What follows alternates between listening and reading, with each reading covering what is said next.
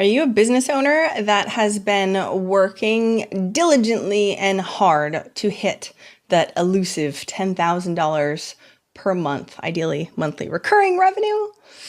If you are one of them and you are already a business owner, then I have a webinar that I'm doing just for you. Now, this is not for people that are just starting. This is for people that are already doing at least $1,000 or so a month, even if it's your side hustle. Please join me. We're doing a map blueprint way of getting to $10,000 a month. I'm going to go over what I see as the main plan with a beautiful visualization so you can see what it looks like, because I found patterns over and over and over again. I mostly work with 6 and 7 figure entrepreneurs, but I used to work a ridiculous amount with the guys that were trying to get to 10K, and we make it more difficult than it needs to be because you're thinking that you have to go 1,000 different tactics. But I want to put the pieces in the right place for you. So make sure you join me live for a webinar. I'm so excited. I haven't done a webinar personally in a ridiculously long period of time. So come bring your questions. I am here for you. I want you to hit that number because you being successful helps your family, helps potential employees that you have. Let's change the world through making more money and being happier. So go to eventualmillionaire.com/webinar so you can take a look. Can't wait to see you on live. Take care. Potent advice and inspiration from real self-made millionaires. Welcome to the Eventual Millionaire with your host, Jaime Masters. Welcome to Eventual Millionaire. I'm Jaime Masters, and today I'm excited to have back Daniel Ali. I'm so excited because the last interview that we did, people were emailing me about the maxims that he said over and over and over again. We literally made quote images for social media because he kept coming out with them, and it was awesome. Everybody loved it. Thank you so much for coming back on the show again today. Thank you so much, Jaime. It's so good to see you, as always. Well, and it's so funny. I do a lot of these interviews, right? And I love hearing feedback from people. And oh my gosh, people were blown away by that. I was like, I know, he sounds like a Hallmark card and everything that he's saying as a compliment, Of course. But it was insane how it resonated with everybody also. So I'm really appreciative to have you back on the show. Now, like I told you a second ago, I would love to really go down the business sales path because I know you have a consulting and marketing firm and you've done this for clients and all that fun stuff. So, so why don't we sort of dive right into it? How did you even get into the sales side? Were you always really good at sales since you were little, or tell me the sort of the trajectory of that? Well, sales is the oldest profession in the world. And if you're good at it, you can make a lot of money. You know, everything around you is sold. And when I realized that about age 16, I didn't fully register what that meant. But eventually I learned at age 21 that nothing moves without a sale, right? Your couch, your chair, everything you're wearing, it must be sold. And a strategic salesperson is someone who shares the value with the prospective buyer so that they can own the product that they've always desired. And that's what sales is all about. You see, I always learned I was good at sales because I realized that I was good at speaking. And of course, clear communication and articulation is what is needed in sales. You need to tell people what they need. Steve Jobs said, people don't know what they need until you give it to them. And I realized that people didn't know. You know, I used to sell suits at a place called Joseph A. Bank. And people didn't know that certain colors matched or that they had to wear a suit and a tie together. You know, they thought that they could wear a sweater or something. And they're going to weddings. And I'm like, well, you're in Miami. You don't need a sweater. Ditch that, right? And just showing people what they never thought about. You know, help them overcome the limitations. You know, don't limit the challenge, but challenge the limits and break through in your own success. I know, I love that. There was another one. I saw it. I caught it this time. Let me ask you that then. How do we know what they need, or how do we do that? Because it's one thing to be like, okay, I sell suits, so therefore it makes a lot of sense. They came into my store, of course they need a suit. But for somebody that doesn't necessarily know, how can you sort of give them more or less, like you said, change their limitations? The power is in the questions, right? Don't answer your questions, question your answers. Most people are making assumptions about what they think the client needs. A guy knocked on my door the other day and he's selling roofing products. And he thinks I need it, but I don't. He thinks he can diagnose the problem, but he didn't ask me any questions. And because of that, I dismissed him. Now, if he had asked me some questions about my house, how long have I owned it? Do I like my house? When's the last time I got my roof checked? Then perhaps I would have been open to a dialogue. Remember, the sales process is about the conversation. A step-by-step process is, how are you doing? Start with the small talk, and then you keep on building up until you have a crescendo of rapport. Right? You have to add the value to people. You have to show them that you care, because people don't care about what you know unless they know how much you care. So how do we do that? Because I agree 1,000% having somebody come to my door, I try and critique them. It's hilarious. But Right. they don't care about you. And you can tell that they don't care about you. They're like, I'm trying to sell you windows or a roof or whatever it is. And you usually get dismissed because we don't, even if you needed a roof, it's kind of annoying, right? So Right. tell us how would somebody go about caring, showing that they care and starting the conversation? Or can you give us some tips on that? Because I Of feel like course, of course. people don't know Yeah. exactly what to do. Well, the foundation of business is love, and you have to become a consummate lover to be a professional. And for me, my one of my first businesses was websites, and I discovered that people needed a website. A website is a new business card in 2017, 18, 19, 20. And if you're not marketing strategically online, then you're not going to get anywhere. So people will come up to me and they say, "Well, Daniel, I want to start my own business, or I want to get promoted in my life." And I'm like, "Where's your website? Where's your web presence? Where's your headshot? Where's your descriptions? Where's your bio? What's the story that you're telling people?" You see, in selling, you need a product to sell and a story to tell. What is your product? What is your story? What kind of business are you pursuing, and how are you adding value to people? Right? So, knowing that people need something out there, your viewers have to ask themselves, what is it that I can do that no one else can do in the world? What is it that I have? Could I bake brownies? Could I speak to audiences? Could I flip products? What is it? And how can I get it out to the consumer? Because what are people doing right now? A lot of people are wasting time. They allow themselves to get caught up in the reality, and a lot of commissioned salespeople are just trying to pay their bills. They can't see past that. You need a purpose that's greater than you. Because if you try to become bigger than your purpose, you can't do anything. But if you allow your purpose to become greater than you can do anything. You have to put yourself in a position to understand the customer, and you have to be their friend. You have to be their best friend.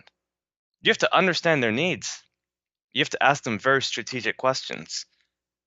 You can't be assumed, like they can't assume that you're an untrustworthy salesperson. If you come off salesy, the first thing they say is no, right? Because we need trust, and trust is a must. We have to know who we're dealing with, and we have to believe in them. But we, as salespeople, have to believe in ourselves. Because remember, Jamie, if you believe in yourself, then everyone else in the world will believe in you. Isn't that right? You're great at this. Yes, very much so. I love how grounded you are just in your speech patterns in general. So, what are those Thank you. strategic questions? Because let's say the people that are listening right now most likely have a product or something that they want to sell in their business, and they want to sell a lot more of it. It might be more online, and it might not be sort of a commission salesman type role. But what are those questions that we can really start asking? You said strategic questions, and Of everybody course. wants to know those. Yeah, the kind of questions you should be asking are the who, what, where, when, why, and also how. How is your sales process right now? What are you doing? What kind of revenue are you earning? Um, Sometimes I like to straight up ask people how much money do they have in their bank accounts? Because like, why go any further if people don't have the kind of money that they need to purchase the service that you are sending them? A You thousand know? times over, yes. But how do you build that rapport beforehand to be able to? Because otherwise, if you ask someone that question and you don't have the rapport, they're going to shut the door in your face. Or Exactly, exactly. So, for me, my customers come to me. Um, so a lot of times people know what they want from me. So the trust is already there, right? I have hundreds of articles, over 300 articles professionally written. I have videos, I have podcasts like this one. Um, People know who I am, right? But when I started and I didn't have that reputation, I had to build that, and your reputation is your best advertisement. So as a salesperson, if you're just going out there to pitch a product, you're gonna have to try really hard. To get a sale, you're gonna have to try 20, 50, 100 times if you must, depending on what you're selling. But the question that you should be asking people is, what exactly are you looking for in the product or service that I'm offering? Hmm. If they don't know, then you need to make suggestions, right? For instance, if I'm at a pizzeria, I want to be able to tell people that we have the best pizza. We have the sauces coming in from Italy, flying in first class, and bring awareness because people have so many things they're thinking about. The average person makes about 1,000 clicks a day. 1,000 clicks. Wow. What are you clicking on, and where is it taking you? And are you taking the customer to a visual representation of where they need to be? Hmm. Because remember, people think in images. So if you're trying to sell a product and you can't draw a picture to someone, then they're not going to buy it. Like the guy sold me a Jaguar the other day. I just bought a new Jaguar, brand new, beautiful car, over $100,000. And this car he drew an image in my mind. He said the Queen of England sits in the back seat right here. And I saw the Queen of England right there. Now, I didn't know that I wanted that kind of royalty and prestige until he said that. And then I saw myself hanging out with the Queen, like, hey, I don't know if I could touch her, but like I felt like I was there. So he took me there and I was sold immediately. I already knew I wanted the car, but knowing that I was next to the Queen now confirmed it even more. That's impressive. So, how do we figure out what those pieces are to tell the stories, the right stories for the right people for our products or services? Right. So first of all, we have to know how we think and we have to know how other people think. Okay. Like I said, first, we all think in images. We all think in visual representation. Um, so we do have to know what people want. People want to live nice lives, right? And the same thing, when I go to China, when I go to Spain or Brazil, I see the same thing everywhere. People want happiness and security. People want to be prideful. They want to keep up with the Joneses. It's the same thing everywhere. You go to Botswana, New Zealand, and every single country, we have the same dynamics. And people are the same no matter where you go, only the faces and names change. And so we have to understand these basic desires, these motives. People want love and security and protection, right? And they want these things to like make them feel like they are an adequate and successful person. So we have to find out what it is that our products have to deliver that kind of value to the people that are willing to buy it, our prospects. Right? Does that make sense? It totally makes sense. Can you give me some examples too? Because I love the idea and I know when people are listening, they're going, okay, that sounds great. And how do I correlate that, what people normally want, to my specific thing? Because usually there's a gap trying to do it for yourself. hmm Well, it depends on what you're selling. Remember, the price of your product has to add up to the value that you're charging for it. And for me, if I'm selling my book, You Are the Boss, my first book that I wrote, I know that when someone's paying $20, they're getting way more than $20 worth of value out of it. Like I'm going to give you a lot of information. In my 12 chapters, I talk about things that no book has ever covered, and it's pure truth. So when someone buys that, they know that they're getting this incredible amount of knowledge. And I tell them this, I tell them this through my book cover, I tell them this through my reputation, through my content, and I allow them to understand that this investment is better than the other investments that they would make. There's an opportunity cost. Instead of paying $20 for a night out at the movies, I'm like, a $20 book would take you even further. And I help them to educate themselves upon the value of learning, right? Because there's only three stages in life: learning, earning, and returning. And I'm like, you can't earn if you don't learn, and you can't return, you can't give back unless you learn and you earn. So understanding that there is a level of knowledge that people already have, and then bridging that gap so that they understand it even further, is imperative to a successful salesperson. Do you think that's innate or something very learnable? It is innate, but it's also learnable. Now, when I say innate, a lot of introverted people say, "Oh, well, I can't do that then because I'm not talkative." But the fact is that introverted people can actually be more talented as salespeople because they're more introspective.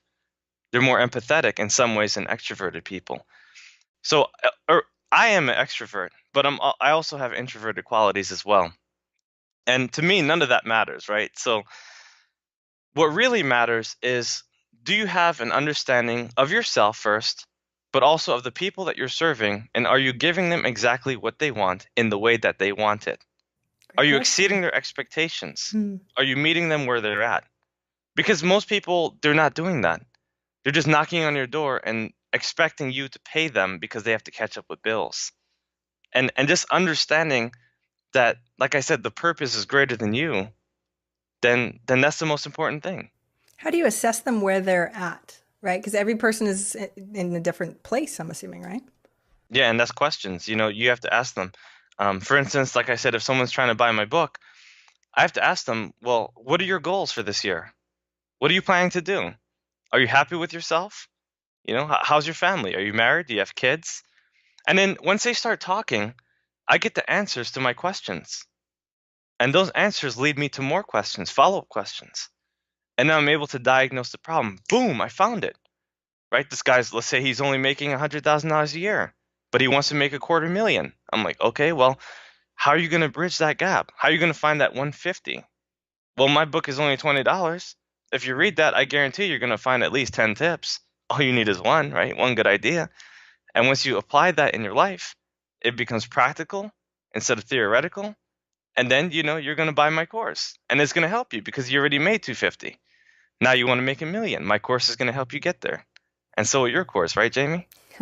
Yes. So Courses. let me ask you that. Well, it's funny because I don't have any digital courses because I do the exact same thing for you. I need to know if I can even help them. That's my goal. Whenever I do a sales call, I'm like, I don't know if I can help you. Let me find out. So let me ask Right. you, and I tell them, pretend I'm interviewing them because I will bombard them with questions. That's the beginning of my sales calls because I won't pitch anything unless I know that it will actually help, which is, integrity, kind of important. Right. It is true. But you also need to know exactly what their pain is so that way you can go, oh, this is actually going to be a good fit for you. So that way it will be a no-brainer for them to get it. So when Yeah. you're looking at assessing that, it's one thing to be able to have a back and forth conversation because it's a lot easier.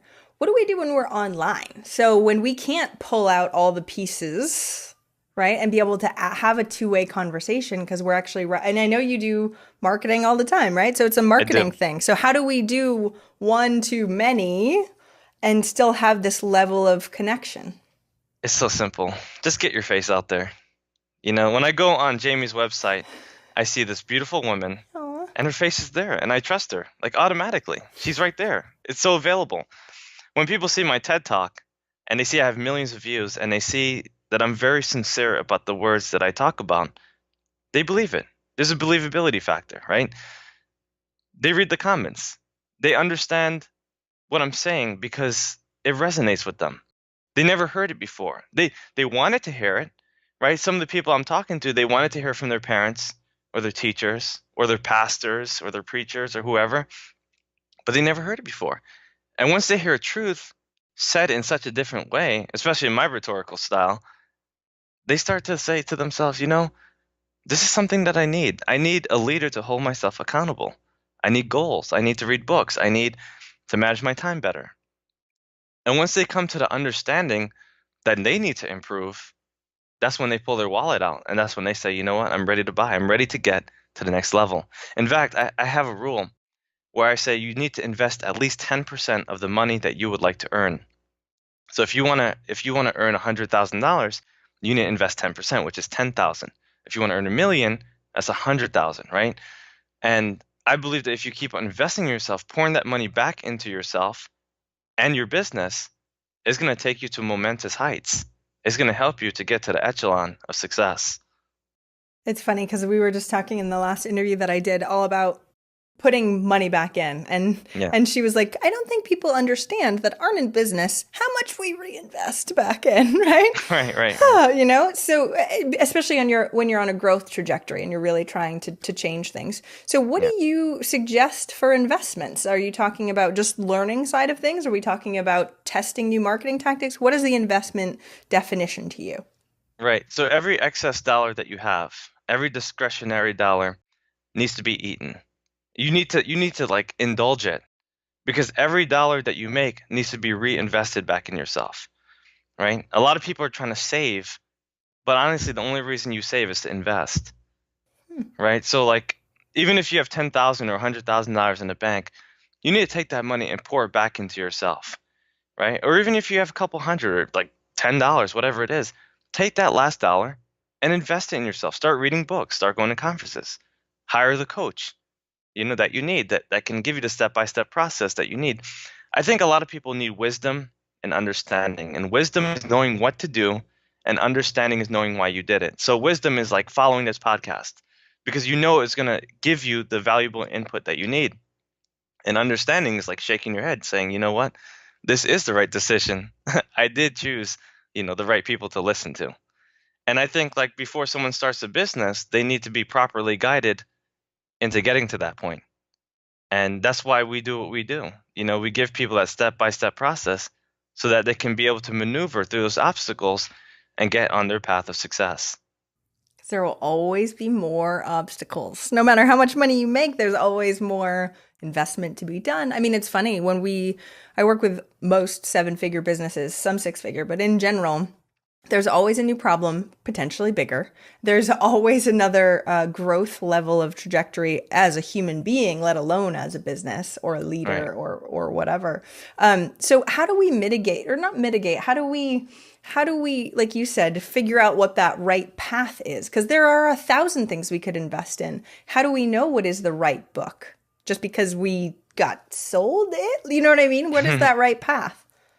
Well, time is limited and we can't read all the books, right? But we can read the books that are most pertinent to our success. We can't go to all the conferences or listen to all the people. So honestly, you have to be guided by your spirit because there's an inner part of you that knows exactly what to do. I'm going to repeat that. There's an inner part of you that knows exactly what to do. And each person is wired with this godlike perspective that navigates them to where they need to be. And so you need to sit down with yourself, meditate, and pray if you do, and think about what is it that you need to do? First of all, what is my talent and where is it taking me? Someone said that your gift will make room for you. So what is your gift? What is your skill? What is your ability? And what are you doing to cultivate it to such a level to help you get to where you want to be? If you want to cook, then you better get the best cookbooks. If you want to speak, then you better study the best speakers. If you want to travel, then you better start like looking at the map and figuring out how the globe works and finding out, how to get your next flight ticket. So everybody has a desire, but what they do in the process to acquire that desire is really what they need to figure out. And that's when they need to look inside and find out who they are, because the See. truth is always there. I'm so excited that you actually lightened up that spot because I just came back from a 10-day meditation retreat also, right? And so I Yeah. had shut down looking inward for a very long time. I was just, not randomly, but I was hiring coaches and I was having people, and I have lots of really smart people that I get to interview that wanted to help. So I was literally going, ooh, you know what to do, you know what to do, you know what to do, and sort of shutting down the inner guidance side and Right. going, how come that didn't really work as well? I don't really like that. Why am I doing right? And so Yeah. I got myself all crossways for a long period of time, especially when I first started, because I wasn't an expert. I didn't really know exactly what the next steps were, and really paying attention to what felt right was difficult for me because I had shut sort of that piece down. So, how do people tap into that more? I know what I've done with meditation and that sort of thing. I meditate every single day. That being said, some people are, I mentioned the word meditation to them and they're like, oh, I've got an entrepreneur brain. I can't do that and that sort of thing. What other options or a continuation of that option can people do to really enlighten that guidance? Well, knowing Jesus Christ is the greatest thing that has ever happened to me. Mhm.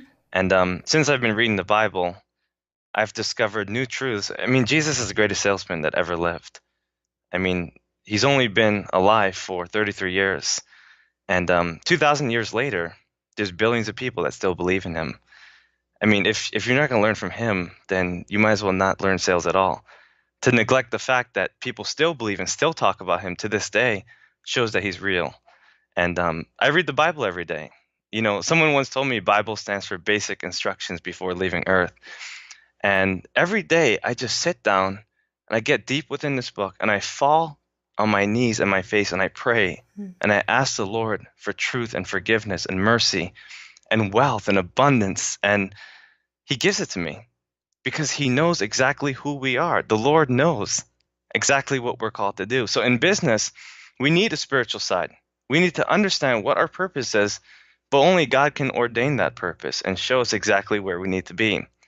We need to get in touch with that higher being, whether it's God, whether it's ourselves, whatever they believe in. But we need to really believe in it and we need to teach it to others so that we can reinforce those values, those foundations. So it's so hard to just tell people to be more spiritual if they're not already, Right, right? right. So like, was that something that your family sort of gave that to you? Or Not at all. you found No, it later? Okay. I was a huge rebel. Honestly, I used to smoke like 2 packs of cigarettes a day. I used to drink alcohol, smoke weed, everything you could, right? And I was like the worst person spiritually. I had all these jobs. I was broke. I cursed. I lied. I cheated. I stole. I did everything that like I wasn't supposed to do. And what I realized that all I was doing was running away from God. That's all I was doing. All I was doing was running away from my purpose because Jamie, I knew that I was called to be great, but success was my greatest fear. Huh.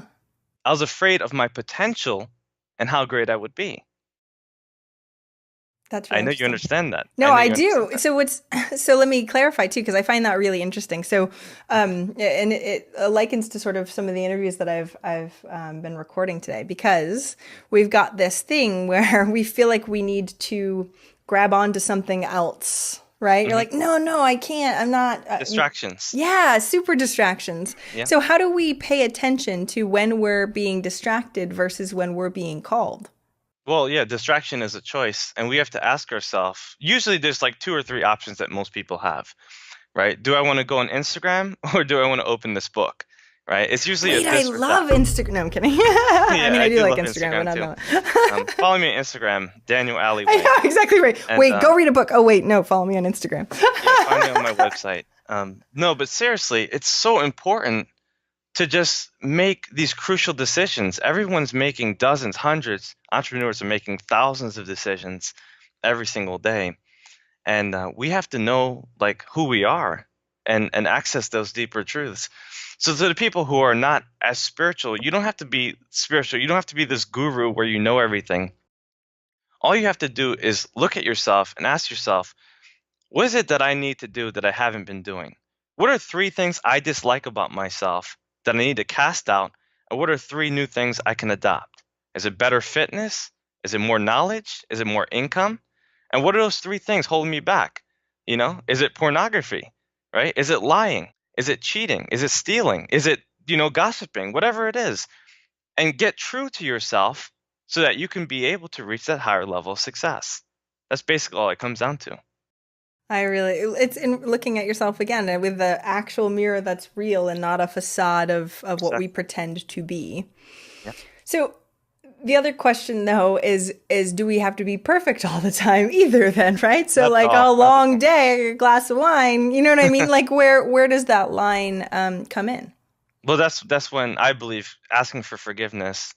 First, forgiving yourself, because if someone makes a little mistake, they get so hard on themselves. Like, oh, I didn't work out today, so like now what? And people just get so mad at themselves, and it just leads to more debilitating behaviors. So forgiving yourself and allowing yourself to be who you are, knowing that you make mistakes, right? If you're going to do 100 things, you're probably going to make like 10 mistakes a day. So allow yourself those opportunities to learn and grow. Why did I miss my workout time yesterday? Is it because I didn't manage my time well, or is it because I didn't want to put on my running shoes? Right? Answer the truth. If it's the running shoes, then maybe you need new shoes, right? Or maybe you need to just put your socks on all day so you can just slip them on, because maybe it's the socks that's holding you back, right? So there's a pain or pleasure principle, and it basically says that, we try to avoid pain and we try to absorb pleasure. So if putting on our socks is a painful experience, then we're going to do the most pleasurable thing, which is probably like surfing on YouTube or calling up a friend or something like that, right? A distraction, whatever that may be.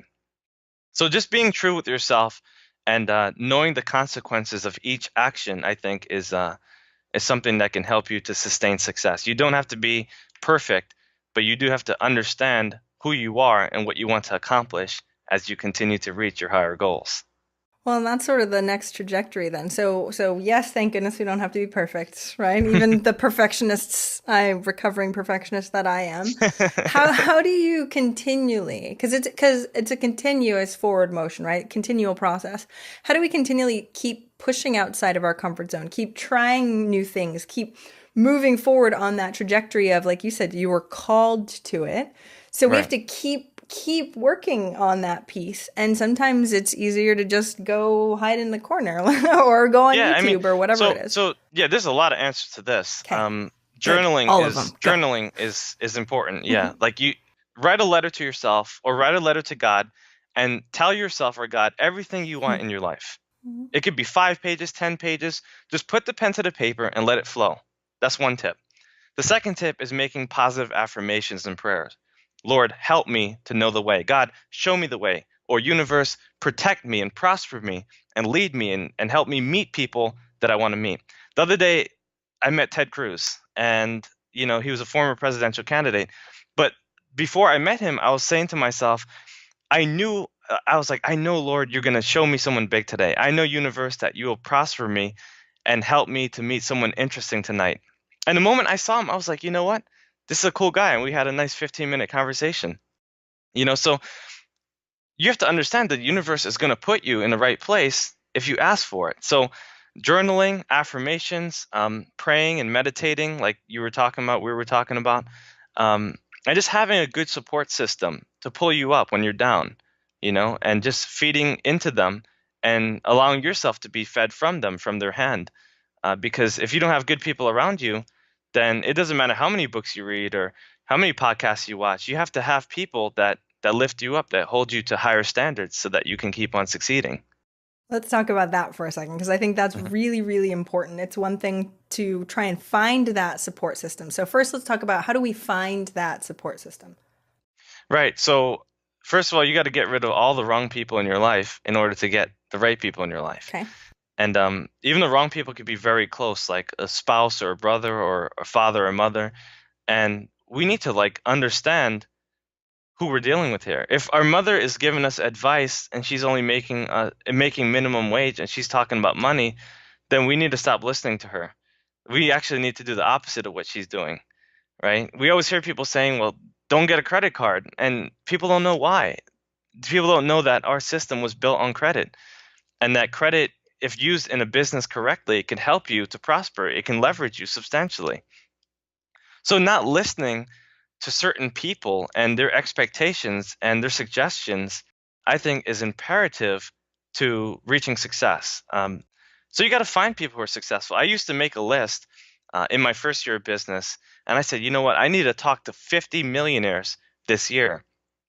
And I made a list of 200 millionaires, and I did get past 50, like by September. So my goals were becoming actualized because I actually made a list. And I do recommend people writing their goals down every day so that they can gravitate toward their success. That's a good word, though, gravitate. So write your goals down every day, right? What do you want to accomplish in the next year, 5 years, 10 years, 50 years, right? Who do you want to become? Where do you want to go? Write down those capitals of the states and countries that you want to visit. Write down your top 50 people that you want to talk to, interview, right? Write down the path of income or the potential businesses that you can start. Write down all these things, and every day you'll just keep getting new ideas, and you'll just be so inspired, and people will just start gravitating toward you. See, and it's funny, I just came back from that meditation retreat, and during it, I have a vision board downstairs that I've painted, right? And I look at that, it's in my workout room. And they had me make a mind movie. I don't know if I know the guys that run that company. And what was really interesting is I have where I want to go. I have tons of things within this mind movie that you watch sort of every day. And there's a song, and somebody commissioned me a song for my birthday, by the way, best birthday present ever, about my Awesome. perfect day. And so I watch that every single day now. And I know, right? And it evokes emotions and it's amazing. And it's funny because I have a picture of the Eiffel Tower because I really want to go to Paris. And my friends are getting married in Paris. So now I'm actually booking tickets in October to go to Paris, Wow. which I know, right? So it's amazing to see that it's not just about writing. It's not just about you going, I want this, putting it away. That's great. The universe might bring it to you. It's like I'm seeing it every single day, going Of like, oh course. yeah, these are the things I really want. Oh yeah, these are the things I really want. And your brain starts to, even just scientifically, your brain starts to find solutions. We are problem solvers as entrepreneurs. We can Right. figure this stuff out. So as you go, you see all these new opportunities. Hopefully not distractions, hopefully just opportunities. Of course. Of course. That make a huge difference. So how do you actually, because I'm sure you have 1,000 things that you want in your life, right? Lots of goals, Jaguar, all sorts of fun stuff. That's a nice car. I can't, my mom wants one so bad. I told her I'd buy her one at some point. So beautiful. Look at your face. But that's what I mean. So how did you make sure that that was top of mind for you? How do you make sure that you evoke that even after you've had 1,000 other things that you also want? Right. So knowing that it's already out there, I believe that when the mind is ready, the money will come. And let's say you want a Rolls Royce and you know that the dealership already has them. Go to the dealership and test drive a Rolls Royce if you want one. If you want a really good first class steak and lobster dinner, pick the finest restaurant in your area. If you got to drive 4 hours to get there, do whatever it takes. If you want the best clothes, I remember I used to go to Nordstrom every day and try on brand new $1,000 suits. And within a year, I was able to purchase one for myself. Aw. Right? So what your mind dwells upon, it will come to fruition. But you got to allow yourself that chance. The house that you want, the mansion is already vacant, but you just have to take it. You have to go visit it. You have to look at the marble countertops and the fireplaces and the swimming pools and the closets, the walk-in closets, the double shower, the triple sink, right? All these things, the marble floors, it's already out there. You have to go there and see for yourself. And imagine it. Take in the breath of fresh air. Listen to the salesperson suggest the highest and best thoughts, if they're good, and start looking for opportunities of wealth and abundance and prosperity. Look for blessings. Don't look for curses. Look for what you can do instead of what you can't do. Stop thinking about those limitations and excuses, because the world doesn't want excuses. It wants execution. It wants you to live up to your potential. It wants you to realize your greater wealth. And it's already out there. When the mind is ready, the money will come. You make me want to go look at houses and cars.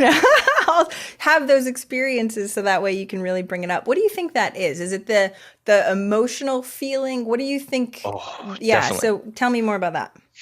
It's an emotional process, because when you see it, the first thing you might say to yourself is, "Psh, I can never get that house, right? It has 10 bedrooms. It's $10 million. Oh no." Like that's the first thing. And then the second thing you think is, you know what? This is reasonable. The third thought is like, you know what? I'm going to get this. The fourth thought is like, you know what? I need to find a way to get this, and then you get really excited and all of a sudden your soul starts to boil up. You start to like gravitate toward that. You're like, what can I do in my business to add more value to my customers? How can I create a family around this kind of environment? What are these potential neighbors like? Do I have a brain surgeon next door? Do I have a musician that's well known? And just imagine and fantasize these people in your life. And as you collect all these thoughts, it will mesmerize you. It will take you to a deeper dimension. It just sounds fun anyway. Yeah, you It might as is. well have the fun of the experience of dreaming about it and potentially have the fun of actually having it. So Of who course. wouldn't do this? And that's actually a really good point, because in my mind movie, we're looking to move and bring the kiddos to another area because there's a school I really want to send them to. And I've been looking up houses. And in my head, I'm like, these are like, 3 years down the line houses. They're really, really nice houses. And now I'm like, I want to go visit that one. Like the one specifically that's in my mind movie. Yep. I want to go visit it, which makes total sense. Okay, so I'll It have could to happen drink now, that. Jamie. I'll- It's I on know you. that's exactly It's on you. I know, man. All right, fine, challenge me. But that's a really valid point, that it's not about the time. So that's what a piece of the meditation retreat that we went to too. Time is relative, right? And there's many different things that can happen that don't matter with time at all. The people that have all the money, or not all the money, but the people that have really good wealth and abundance in their life also have amazing amounts of leverage, and things can happen like that. So you don't Right. have to think that it's going to take you a really, really long time.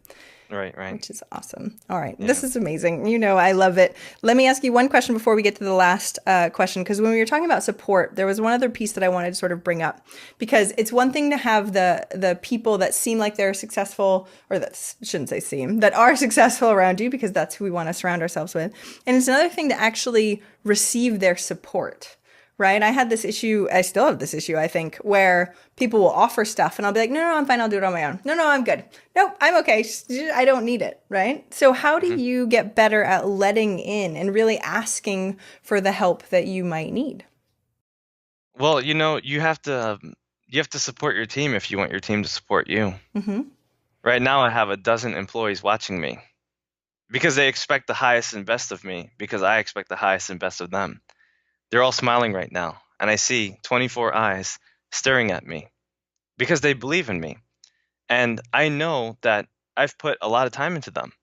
When we read books and when we talk and when we go through our experiences, you have to invest time into your people and you have to find the right people. And remember, when you're looking for people, there's two things you got to see. There's motives and skills, right? Skills is the competence, right? Like the actual job that they can do. Can they actually do the job? And motives is their intention. Are they there to support you? Do they love you? Are they there to challenge you? Will they hold you accountable? Are they who they say they are? And for the rest of your life, if you're looking for motive and skill, you're going to be able to find them. Sometimes there's a skillful person that has the wrong motives, and sometimes there's someone who have the right motives but have no skill. So you need both. And if you have those and you find that they're compatible to yourself and your business, then those are the people you need to hire immediately. How do you tell the difference between, how do you know though? Especially, so I just did a whole hiring guide. I'm trying to flush some of these pieces out because some people can say they have the skill or say they have the motive. Put them And to a not. test. Make them work for free and see what they're all about. If they don't want to work for free, they can't work for you. Forget about it. See, okay. Tell me more about that. Because some people are like, well, if they know their worth, then they won't actually work for free, blah, blah, blah, blah, blah. Yeah, that's garbage. If you look at the most successful people, they have to work for free. Look at the recent president. He had to give free speeches 1,000 times in order to get there. No one paid that person to get to where they are. No one paid Jeff Bezos to start Amazon or Bill Gates to start Microsoft. If you do more than you're paid to do, you'll get paid more than you do. You have to go the extra mile all the time. And if someone thinks they're worth this much and they're not willing to add any value up front, then they're not the people you should be working with, right? Maybe they're only worth this much for the rest of Yeah. it. Yeah. I mean, if all they want is money, then that's all they'll have. Aww. You see, you're so good at this. All right. So it's funny because I'm like, oh, there's another one. Oh, now I'm noticed. Last time I was like, ooh. Now I'm like, oh, we need to write these down. So this is what's so amazing about you. I know we have to start wrapping up. So I'm going to ask you the same last question as what's one action listeners can take this week to help move them forward towards their goal of $1 million? Well, there's three things. Start your journal. Okay. All right. Write a letter to God or your higher self. Okay. And write your goals down every single day. 1 year, 5 year, 10-year goals, 50-year goals. Write them down every single day, all the time. Don't think about how silly it might be. Keep it to yourself. Write them down and start to ponder and imagine yourself accomplishing that goal. And start seeing it happening. And it could be anything. It could be a spiritual goal, financial goal. It could be the car that you want, the cities you want to go to, the people you want to meet. Just keep doing it every day. If you write your goals down every day, it will impress your subconscious mind and it will reveal the depth and the inner truths of yourself. It will expand your soul and help you to do the impossible. I love that. Now, are we writing the same goal or are we allowed to change it or how All does that different work? goals. It's going to change every day, right? What you write down today is going to change in day 10 because you're going to start looking at yourself and you're going to start challenging yourself. Do I really want this? Or do I want that? And you'll keep writing it down, and your mind will Helicopter, decide. or do I want an island? Oh no, I want both. All right, go. Yeah, you do. You do want both. Yeah, you come to my island soon, Jamie. Really soon. Hey, invite me. Yes, sir. I think that's what's so amazing is being able to see the way that your brain thinks way bigger. So anybody that's listening, make sure he's like, yes, all of it. You can have all of it, right? Everything you want is already out there waiting for you. Yeah. Aw. Thank you so much for coming back on the show today. Where can we find more about you? And I know you have books and your TED Talk and everything else. So that way. Right. Well, I love you too, Jamie. My website is www.danielally.com. Ally is my last name. Find me. I'm out there, and I'm here to serve anyone who's ready for it. With the best radio voice ever. All right. Thanks so much for being on the show. I hope you have a fantastic, amazing day. Take care. You too. Take care. Thank you, Jamie. Bye. Thank you so much for listening. I hope you enjoyed that interview. And if you want to check out more amazing resources, I'm only curating the best of the best. Go check out eventualmillionaire.com. You can take the Eventual Millionaire quiz, figure out where you are in business and what you need right now. Plus, you can look at curated resources specifically for you on the new Start Here page. I'm so excited. Please join us. Please let me know if you need anything at all. I'm here for you. And have a fantastic day. Bye.